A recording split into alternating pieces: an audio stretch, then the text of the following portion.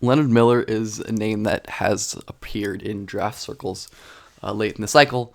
6'10 Canadian 5-star high school guy that has gained late eligibility to the 22 draft. Consensus seems to be kind of all over the place. Like, I know some people are pretty high on him. Let's parse out whether he's it or not, because I'm really not sure. The first thing is Leonard is funky as hell and moves so well for a guy who's 6'10. Look how fluid and agile he is, getting in and out of his moves, changing pace. Notice the flexibility here in the upper body, which we'll talk about a bunch in this video. He's so low to the ground, near parallel here. Uses his off arm expertly to create separation and pick and roll.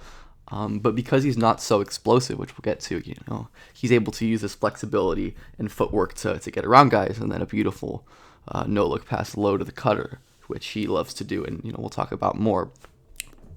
Again, Leonard sets up his defender. Just watch the light change of pace.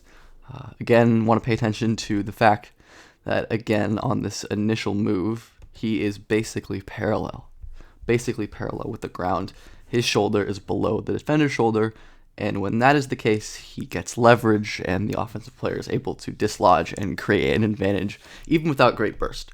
And again, Leonard flings it to his big man. Again, this is the kind of passing you'll see for him, like the kind of like he doesn't really read and react. He's just kind of slinging it. Like, he's a very instinct passer. He just kind of throws the ball, somewhat haphazard looking, but it just ends up finding the right hands somehow. And we'll see this a lot with Leonard, but his big can't convert there. Again, this spin move is a good example of how Leonard works as an advantage creator. Because he's not that quick and isn't winning with quickness, but these spins are great because one, they allow him to protect the ball. His handle is pretty loose at this point, so having his back to the defender just gives him an extra layer. But again, look how low he is. Shoulder below shoulder, parallel to the ground. He's able to use this to gain that little separation. And again, this competition is bad, and we'll talk more about this. This defender is not playing great defense, but he's able to use that to create little spaces and use his great touch to convert shots like this as well. What's next? Right, Leonard is most adept as a pick and roll passer for sure. He's got some advanced stuff, or again, you see the pace. He takes a couple dribbles to expertly wait for that defender to clear. You see the pocket passing window isn't great here, so he waits an extra beat and finds his big man, and this time Winnipeg Walker Kessler ends up throwing it down. Again, another no look there. Leonard is probably on a play-to-play basis most impressive in these just operating simple actions, like using this first screen of the horn set, simple pass to the pop out. He does this often, and while he definitely struggles with the ball pressure, when he is able to handle it, he's really deadly executing these simple actions and making the simple plays because of that general feel.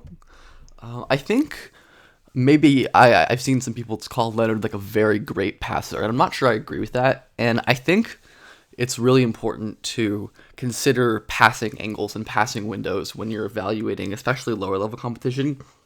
This applies to basically anything. You think of, does he score? Can he score at the NBA level? Is he strong enough for the NBA level?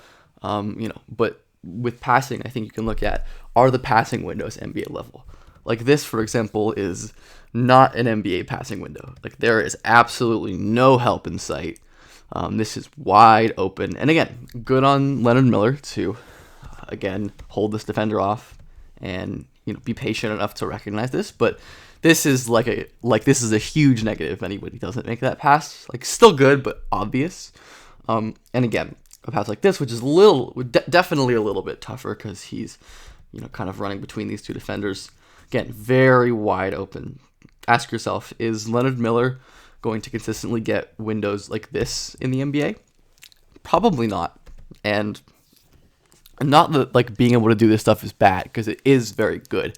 I just think when we're talking about the highest level passers, I like to be more careful with when we don't have more tight window stuff as well, because the windows really do change a lot. I think Leonard as well is really impressive in terms of these like low reaction passes, like I kind of said. But I have a hard time parsing out like whether a play like this is good or bad, because Leonard, like I said, never really reads. Like he's never scanning. He's never like aware of defender positioning. And you see like this skip pass is like wide open, and this is pretty contested. Like he places it well, or places it well enough for his big man to get it.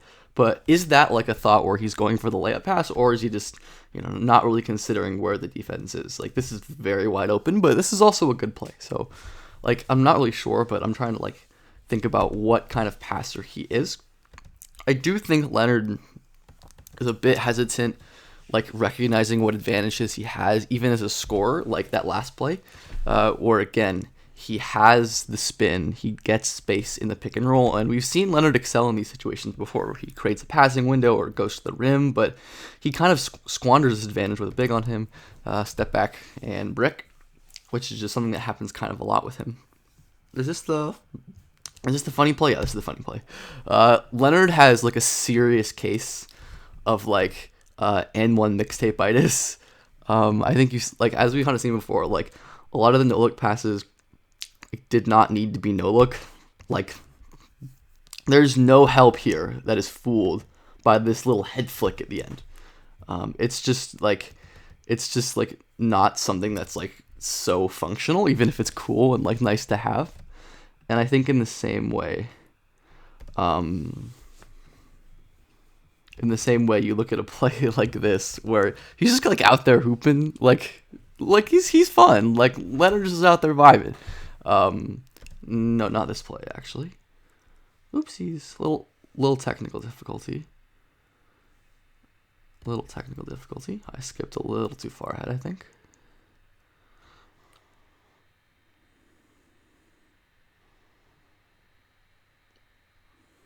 There we go. Yeah. So Leonard, again, the N1 mixtape-itis here. He has kind of, a very clear advantage. He got this defender, and he has a lane, but he does it behind the back for like no reason, and then throws a no-look pass for basically no reason. Like again, he does a great job finding the spot. Again, he just kind of throws the ball, and it happens to go in the right place. He happens to know where to get the ball. But like, this is clearly like trying to get on Slam Magazine Instagram playing, which is not necessarily a bad thing, but it's something to watch out. But again, he is an impressive like shot creator in this mid range. The shot is very inconsistent at this point. The touch is great, but the shot mechanics are pretty off, and I'm not really sure about just the consistency. But like he can really, hit these little step backs in the mid range. And even though like I did grade this as like a negative play, generally, I think this is definitely indicative of a little bit of shot creation ability, which is always nice to see.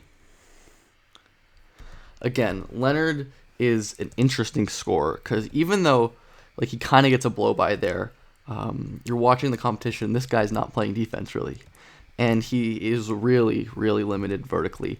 Really struggles to get any elevation in tight spaces. Often jumps too early as well. That's definitely something I've noticed from him. And I wonder if he's like a natural righty, because he loves to finish with his right hand on the left side. Always the righty finishes. We saw in that earlier scoring clip that he loves these righty finishes. So I wonder if he's like a secret righty in disguise. But again, like just the movement is going to have to carry his scoring. Like it can be very Shea-like, and this is a very Shea-like play. Hits the deceleration Euro, and flicks that little shot in. Like this is going to have to carry him to some sort of functional scoring. I have no idea what it looks like right now, but I think, with guys this young, there's an instinct and maybe something worth trusting a guy with that level of mobility and being like, a great team is going to figure out how to make this guy score. And I do think that's reasonable. Again, I think early in his career, the post-up could be something he uses because the touch seems to be legitimately pretty awesome. And he can certainly get smaller defenders on him because of the position he plays. And I think that could be an option. Again, just like this play is unbelievable. The movement, the little quick spin, it just doesn't look like a 6'10" guy moving. It really doesn't. Another nice little step back shot creation moment where he doesn't make it. But I think with the touch, it's reasonable to assume he extends out to mid-range a little bit as well. And then when he has a head of steam, he can get to the rim and finish a little bit, but the speed, like I said earlier, is definitely an issue. And he's like a pretty terrible defender at this point. Like, doesn't try, doesn't make reads, or, doesn't really have instincts either, and totally undisciplined. But I don't know about Leonard Miller. I think he's probably worth like a top, maybe top 25, top 20 pick for sure. Just, someone who you take a flyer on because of the very obvious tools, the crazy movement skill and agility and flexibility, and then, the feel and the passing skill. But I'm also worried about a guy who really can't score probably, is not an athlete, is not a defender, is a, very questionable shooter, at a macro level succeeding. Obviously, he's very young, and I think he could be good in some off-ball roles. He seems like he could be a good cutter. The quick hit passing could be really nice. He's a pretty good rebounder, but I'm not really sure what you do with him long term.